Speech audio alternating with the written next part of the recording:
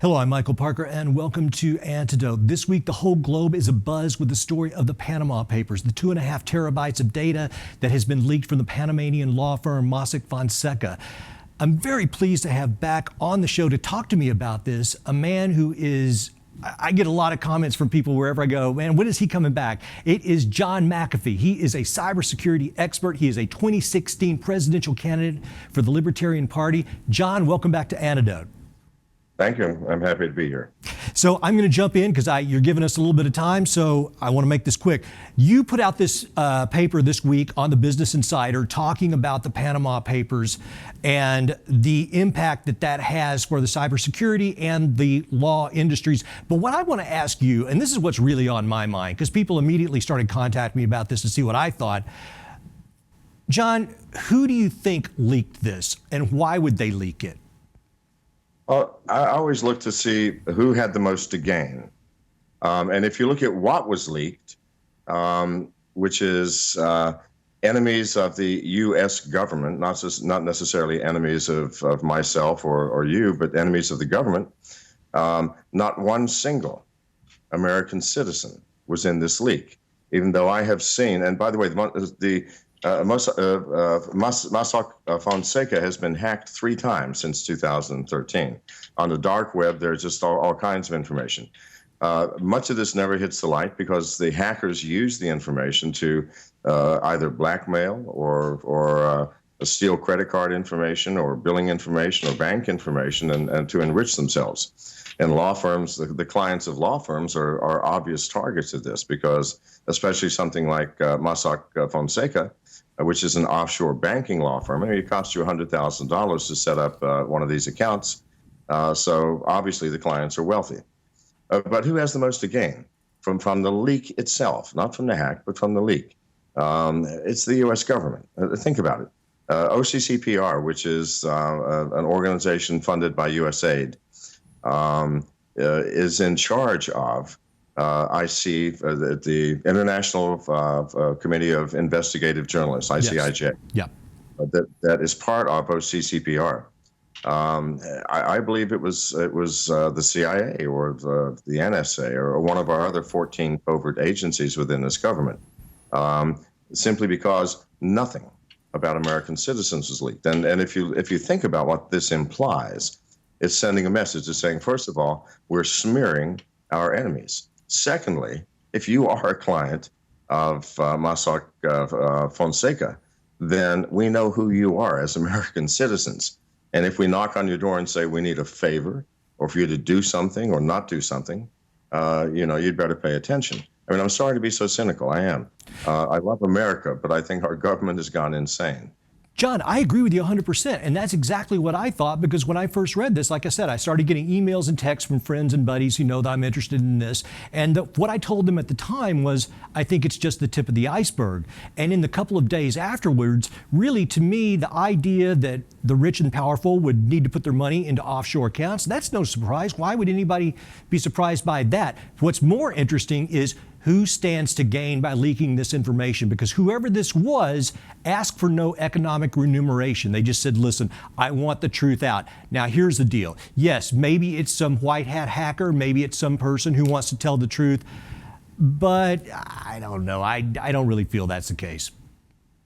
Well, I think the white hat hackers and the black hat hackers have a great deal of information about the U.S. government, which would be very harmful. Yes. It would be foolish to release such because the wrath of our government is awesome, as anyone like myself who has experienced it. So yeah, I do believe it's the U.S. government, and I believe there are going to be further leaks that come out as time goes by. But keep in mind, Mossack Fonseca is only the 4th largest in the world. There's a larger one in Hong Kong, the world's largest, 4 times as large as Mossack Fonseca. And I believe we're going to find things coming out from these other law firms as well. Law firms are, by the way, the easiest thing in the world to hack. The easiest thing in the world. Some of the larger, like Kreindler and Kreindler, have been hacked 7 times. All the data of all of their clients is on the dark web. And anyone who can access the dark web and who has the right passwords, the keys, the knock on the door, I'm who I am, can access this. So I believe that there's going to be more like releases of information that's coming down the pike. But you have to ask yourself why.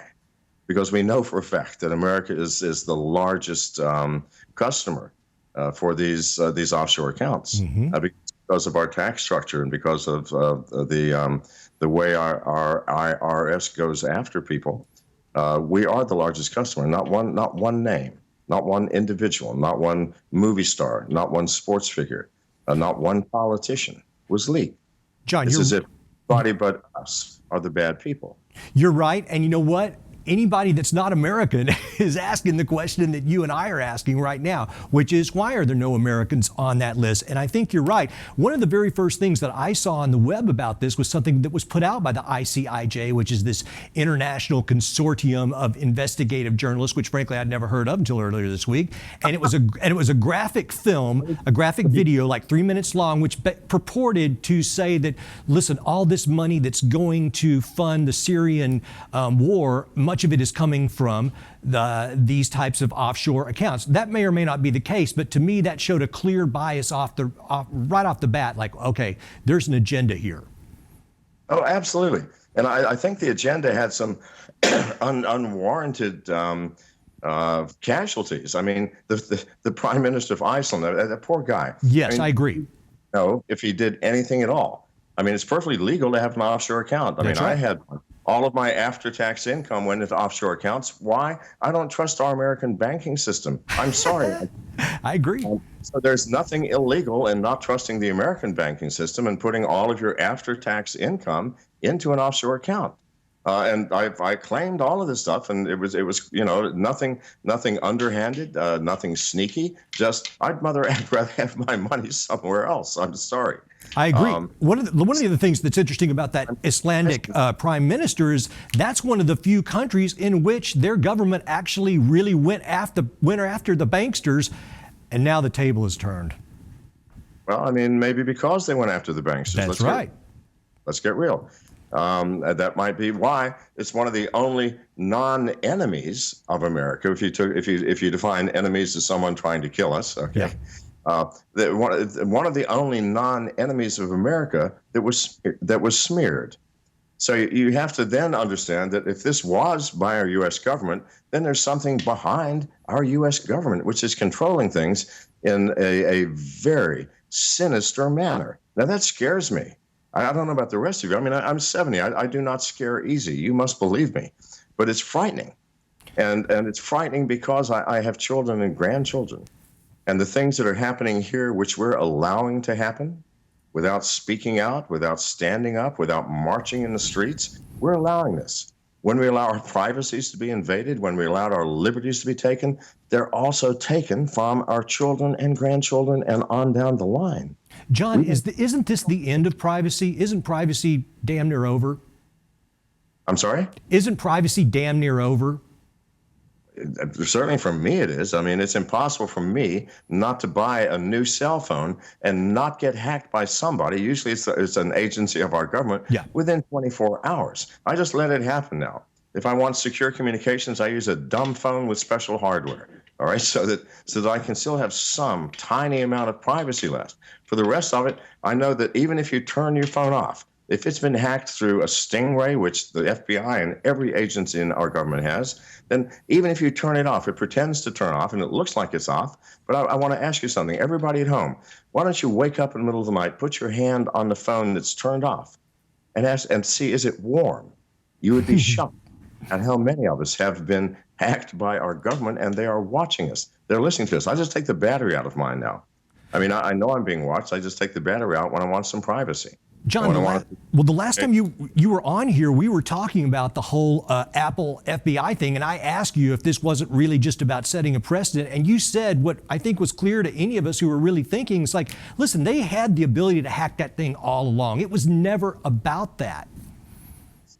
Never. And honestly, it doesn't take a cybersecurity expert to know this. I knew they had a contract with Celebrite that dated back to 2013, when I went on the air and started complaining. But think about it. If our FBI, our greatest agency of intelligence gathering on this continent, is incapable of unlocking an iPhone when I can do it and 10,000 other people can do it, then we are in deep shit. Excuse my language. We're in deep trouble. Yep. We are. And this is something we have to start understanding. Let's use our common sense, please. The FBI goes, I can't unlock an iPhone. I mean, I know that everybody who goes to DEF CON who can do it, everybody who goes to Hack Miami can do it, all these hackers can do it, but we, the FBI, can't. Therefore, give us a master key. And they happen to choose a telephone that was used in a terrorist act. Yeah. So we're supposed to be afraid now. Oh, my God. If they don't get access to that phone, terrorists are going to come in and destroy us all. I mean, it is so outrageous, insane, and unbelievable. And yet so many of us bought that argument. Please, we have to use some common sense in this country. We are known for common sense. I don't think anybody in Missouri believed it. No. And John, let me ask you this, because I know you only have a little bit of time, but getting back to this banking thing, one of the other things that concerns me is that I would even put forth the possibility that what if this leak occurred so that people would put their money into other offshore banks, which are now within the United States, like in Reno or in South Dakota or Wyoming. Because I have an article on my desk right now, a 2016 January Bloomberg article saying exactly that. So now we're going to have offshore accounts within the U.S. Yes, absolutely. And it's like it's a win-win-win for the government and a lose-lose-lose for the citizens. It's a win because we get to smear our enemies. And we get to exaggerate that smear. If you think about it, I mean, if we are controlling the release of the information, we can control the content of that information. Do you understand what I'm saying? Yes. Because nobody else can get access to it unless you're on the dark web and you know people, you can't get access to anything. And so you have to believe what the ICIJ is telling you. And keep in mind, it was the Süddeutsche Zeitung in Munich, Germany that first got this information. Well, it is well known that the Süddeutsche Zeitung is filled with CIA people. I'm sorry, I'm not trying to be a conspiracist here. I mean, I'm 70 years old. I've been around. I lived in Munich for 2 years. I know the facts of life. So the CIA has infiltrated the Süddeutsche Zeitung to a high degree. And so they can actually manufacture information now because they're all going, no, we're not going to release it because we don't want to harm innocent people. Well, what the hell is that? What is innocent, first of all? Clearly, all us Americans are innocent, except the ones who are going to get a knock on their door someday soon and go, look, we were the CIA. We know what you did. We saw what you did.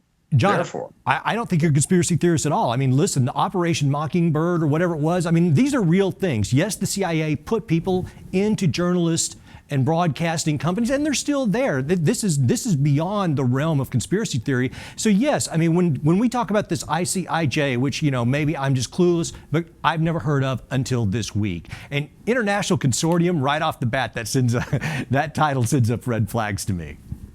Well, of course. I mean, please, we have to get back to a position of common sense, rationality, and calm reasoning in this country. I mean, we were founded on reason, for heaven's sake. Benjamin Franklin, Thomas Jefferson, give me a break, people. These people thought things through. We don't do that anymore.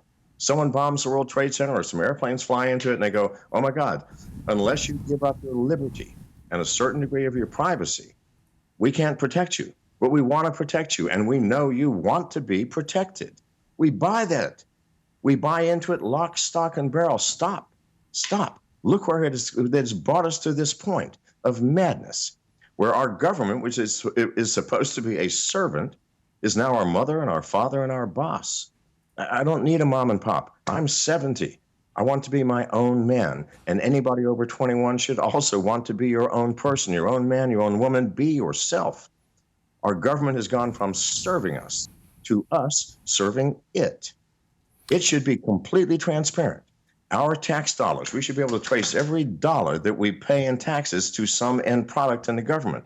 But no, we can't see into the government. They have a curtain, an iron black curtain, which we cannot see through, hear through, or know anything about. But our lives, it demands that we must open up our kimono to show the government that we are not the enemy it's protecting us from. Please, people, see this. Get angry. Get out in the streets. Say, I'm mad as hell. I'm not taking this anymore. Do something, please. John, I agree with you on all counts. I am so glad you're running for president because I like the hellraiser of the world, getting out there and telling the truth. And whenever you come on this show, you tell the truth. And the last time you were on here, I swear to God, when I'm in the streets, I get more comments about you than any other guest that I've had on. Even my mom emailed me saying how much she liked it. So I wish you continued luck. Everybody, please. Hey, you did change the name of your website. It was McAfee 2016. McAfee2016.com. I'm fighting alone here. It feels like it. Everybody's afraid of our government. I feel like I'm fighting alone. And I'm fighting the two-party machine, the Democrats and the Republicans, and we see what that has led us to. We need help. Volunteers, if you can spare 50 cents to volunteer, go to McAfee2016.com. Press the volunteer button. Press the donate button. If you can only donate 25 cents, do that. We need your help, people. We need your help. Well, you also have the website Be a Libertarian as well, I believe, because I was just on that today. Be a Libertarian. Donate. I will continue fighting penniless and naked on the streets because I can't do anything else. I have children and I have grandchildren. And what else can I do? What else can I do? But if you have children and grandchildren out there, you can't give up your liberty and your freedom without giving up the freedom of your children. You don't have the right. You don't have the right. I'm sorry. You have to fight for them. Well said, John. I'm fighting for them and for my own. And so please, go to McAfee2016.com. Help out in any way you can. And Mr. thank you very much for your time. All right? Thank you for coming on. And man, when you come to LA, promise me you're going to come into the studio and sit down face to face with us. I will, I promise. All right. All right. Thank you so much.